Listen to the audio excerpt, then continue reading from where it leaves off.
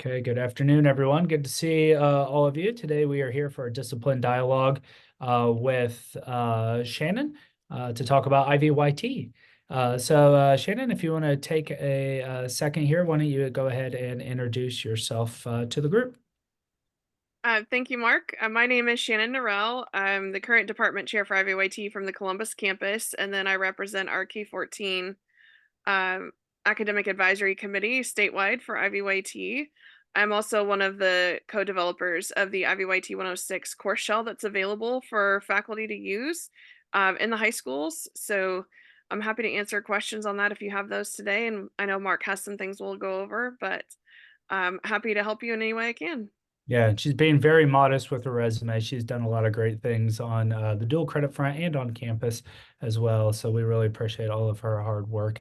I am putting in the chat if any dual credit instructors want to fill this form out. Here in a couple weeks, when we've gone through all of our discipline dialogue sessions, I'll send out a professional growth point for your attendance. You don't have to fill it out if you don't want to, but if you'd like that PGP point, fill it out and we'll get that sent to you here in a couple of weeks.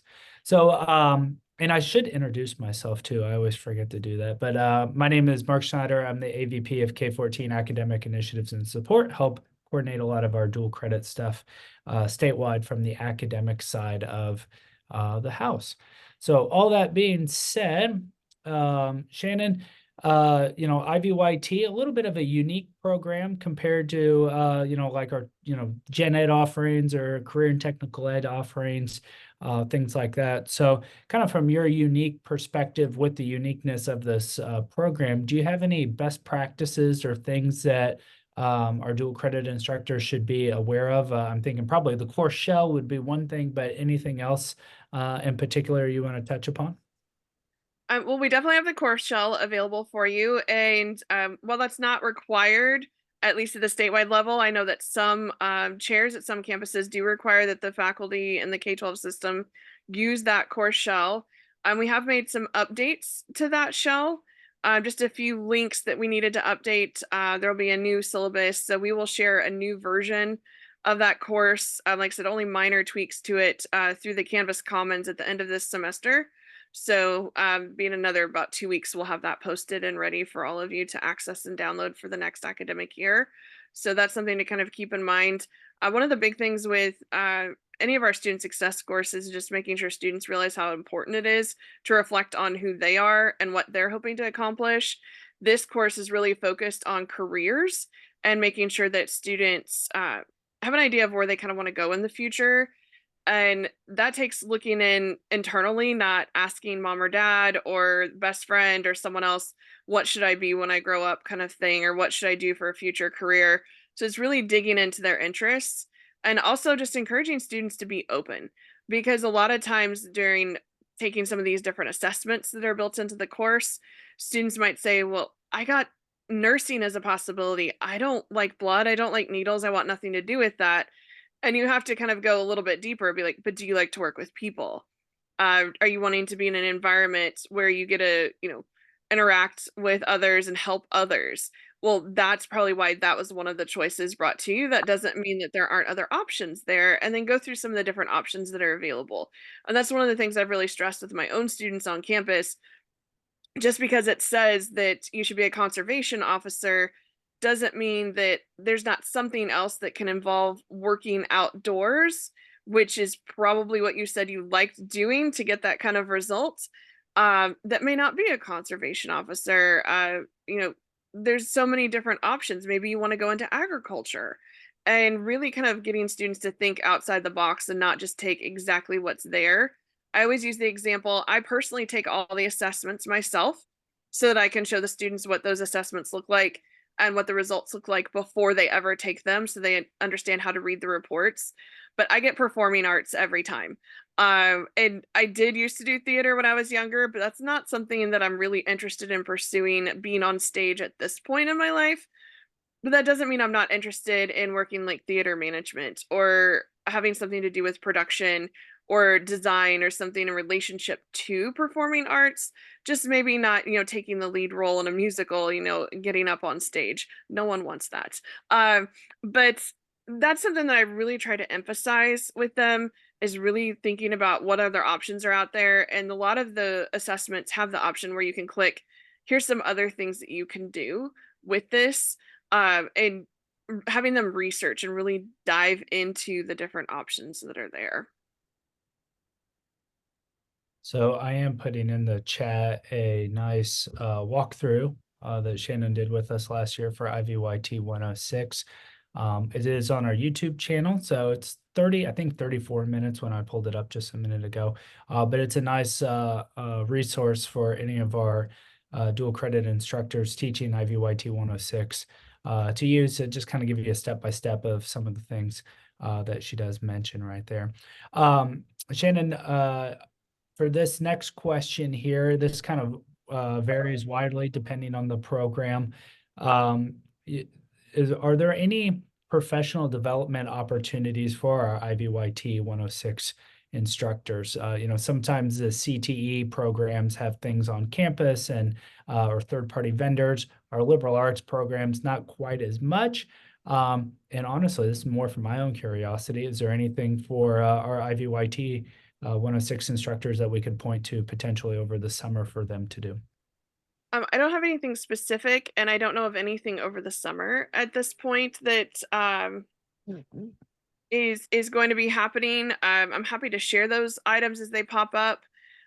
Typically, I encourage any of the IVYT faculty to look for something that's more focused on like pedagogy, um, because it's very difficult to find even conferences, national conferences that are specifically focused on student success that don't also cost a fortune to attend. There's some really great ones out there, but they're thousands of dollars to attend, which I know is cost prohibitive for most people.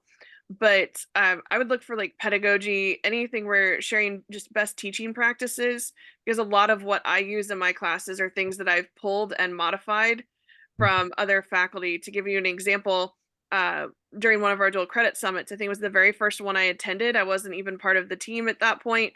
I was there as a presenter. I joined in some of the conversations that day with some communications teachers, and I was able to pull some different ideas from them of different ways to approach content in my own courses, even though it wasn't comm related.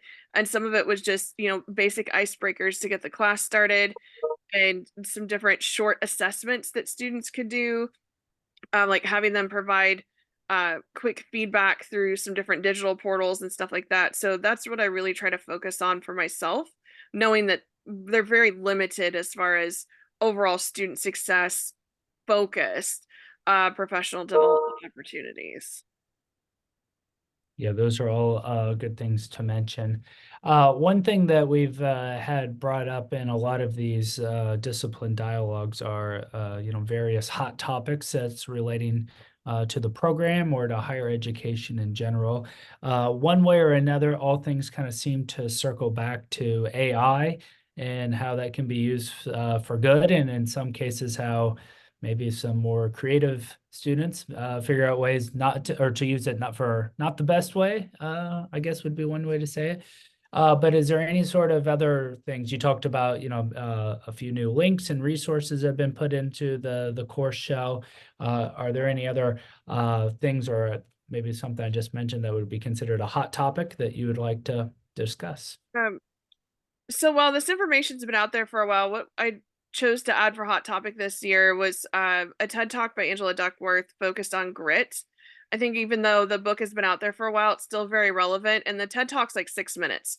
So it really takes the overall main ideas of her book and narrows it down into a much smaller chunk. And I do encourage you, if you have the opportunity and the time, to take the time to read the book.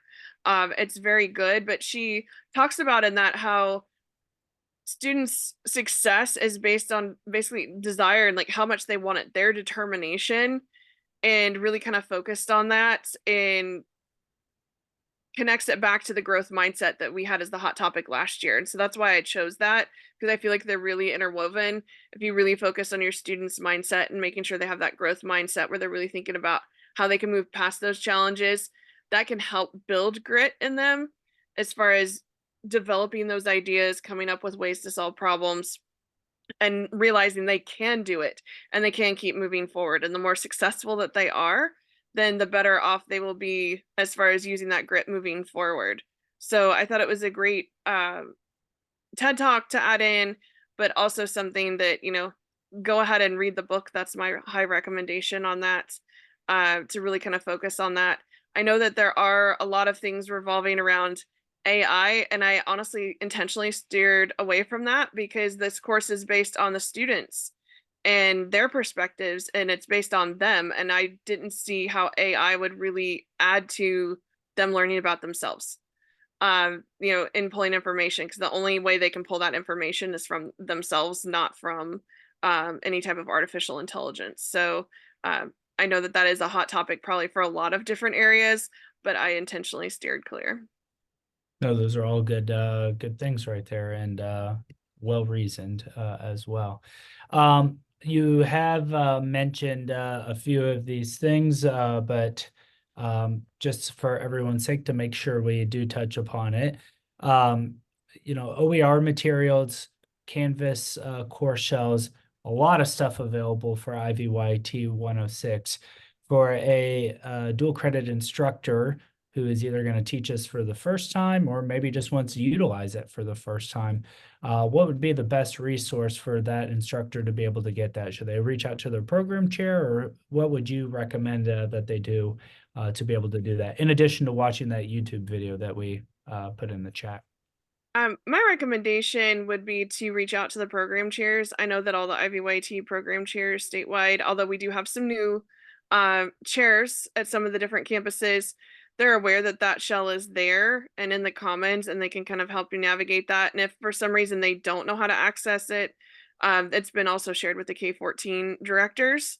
So they might be a great secondary resource on that. But my recommendation would be go to the chairs first. The course shell has truly a fully built out content if you're wanting to use it, including it has sections in there with additional discussion questions the instructors could use, and it's actually hidden from the students. So that you can pull those up and use those as part of your class and some different activities. There are a few objectives on the high school side that do not connect directly that we're required to do on the college side, like bring in different people from the community to give presentations and talk about job shadowing and things like that. So that would be something that you would need to think about and plan into the class for yourself. And then the other thing is that we do use a book from OpenStax called College Success, and it is a full student success textbook. And some of the authors that contributed to that particular book are also the same authors of some of the books that our students purchase to use at some of our different campuses statewide for their IVYT classes. So Amy Baldwin is one of the lead writers on that book, and she has some other books that are out there as well. So very trusted source, and I think it'd be very valuable. Even if you're not using all of it, we only pulled certain chapters, but if you need some ideas, maybe the students are struggling with time management, that's not in the course, it's not part of the objectives, but there is information in that book about time management that could help your students if you need some additional resources to work with them. And not only help students, but help everyone. I don't know a single person that couldn't do time management just a little bit better, even those who do it really well. I do want to put in the chat just for everyone's awareness. Right now, we are in the process of developing a course-by-course syllabus for every dual credit course for next academic year. In the past, this is probably the second or third year where we've had just a generic template that's been available to everyone, which is used from alphabetically, I think accounting 101 is our first class, all the way to well 270 something, and it's just the same template. But obviously those courses and everything else that we offer in between, nearly 400 dual credit courses, have a lot of differences that can be incorporated into a particular syllabus. So we're developing a course by course syllabus to hopefully minimize some of those issues and kind of pain points that develop during the syllabus development that dual credit instructors have to do. Oftentimes there can be differences with like the grade book or grading scale, I should say, things like that. All that will be taken care of. The instructors will still have to put the calendar that they have for that 16-week semester. That's probably going to take the longest, and of course, put your name and email and things like that. But we are developing those and should have them ready for the start of the school year, so that way we can hopefully minimize some of those things that cause some pain points. Um, all of that being said, I believe we have touched upon everything on our agenda. If anyone has any questions, now is a great time to come off mute and ask your question for our content expert that we have, Shannon. And real quick, while you're thinking about possible questions, I did want to note that I've already updated the syllabus with it's in the IVYT 106 course shell. So if you are someone who uses that shell, um, that syllabus is pretty much made to where you put in your information, anything specific to your school, and then you can add your calendar. So I went ahead and added all the other relevant information that you needed for the next year. We do appreciate that. And then I also put in the chat, once again, we had a few people join us a couple of minutes after the top of the hour. If you want to get a professional growth point for attending today, fill out that Google form and we'll get it to you here in 2 or 3 weeks when all of our discipline dialogue sessions end. So all that being said, does anyone have any questions? Go Tracy? ahead. So, we follow the syllabus, but can we add some other stuff? Like if we find some stuff, one of, a colleague of mine mentioned, an agilities assessment. I don't know if you're familiar with agilities. It's just another, kind of way to think about the personality test that's in there. It's just Um, another branch of something that gives them some more words to think about who they are and what they're interested in. So we do have in the course the Agile Work Profiler through Indiana Career Explorer. So I don't know if this Agilities is similar to that. I think that's what she used. So Is that that's was okay? maybe where she got it. Yeah. Okay, yeah, that is built into the course shell that we provide. But absolutely, I admit sometimes I get accused of over assessing in my IVYT classes. But my goal is that students do try to really figure out who they are and what they want to accomplish. And sometimes one assessment is not enough. But yeah, I absolutely agree with using the agilities. I think that's a great opportunity. And you're right, it gives them other words to use to describe themselves. And I know, at least with the Agile Work Profiler, it also gives them different words they can use to describe their abilities in an interview. So Mhm. they can use that and it provides some information there. So I know that my students find that really helpful when they look through that. So if they're talking about being organized, what does that mean? And it gives them some words for that. I would add too, all great points from Shannon. IVYT 106 is a 1 credit hour class. For every credit hour that we have for a course, it typically equates to 16 hours of contact time for that. And a lot of high schools, I don't want to speak on behalf of all 525 high schools across the state of Indiana, but most of these courses that are being taught tend to be taught in a semester format with a lot more than 16 hours of content time. So as long as you're meeting all of our course objectives and covering everything that we asked of, there's going to be extra time to teach those other things. So just generally speaking, and that's not, and that even goes beyond, this course to like our 3 credit hour courses. 3 credit hour course, typically 48 hours of contact time. Well, even if you're teaching in that class in a semester format, you're going to have 90 days of class in a typical semester for a high school. And even if you're on the smaller side of like maybe 45-minute classes or 50-minute classes, you're still going to have a lot of contact time there that goes above that. So there is that wiggle room to add those extra things to make the class even more meaningful. Okay, do we have any other questions? Okay, not hearing any. I want to thank everyone for joining. 2 quick points here at the end.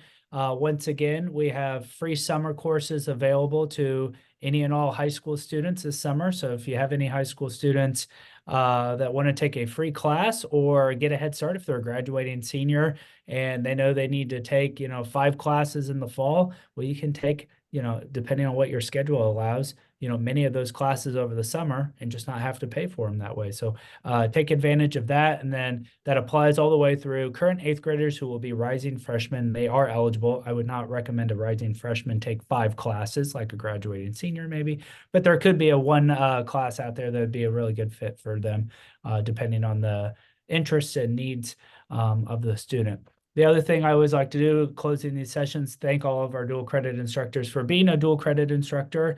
Oftentimes, the reason someone's teaching a class for dual credit is out of the goodness of their heart. There's a lot of extra responsibility that comes with that, whether it's completing a syllabus, doing the professional development, scheduling a site visit, lots of other things that go with it, doing onboarding, and in this case, for our new instructors. That's a lot of extra work that you do, and you're doing it because you want your students to be able to earn that dual credit, provide those additional opportunities, and it's something in most cases our teachers can pass on, but they don't because they do it out of the goodness of their heart. And that always says a lot about the character of each one of our dual credit instructors as a person and as a teacher. So we really do appreciate all the extra effort that they do to provide those opportunities to students. It does make a difference. We have almost $110 million in tuition savings this year by IVYT tuition standards.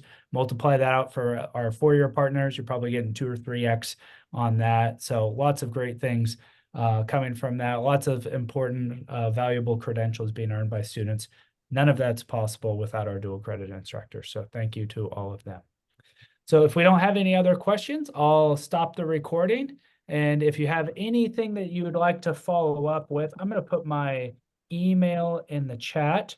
So feel free to send myself an email. And Shannon, if you could put your email in the chat too.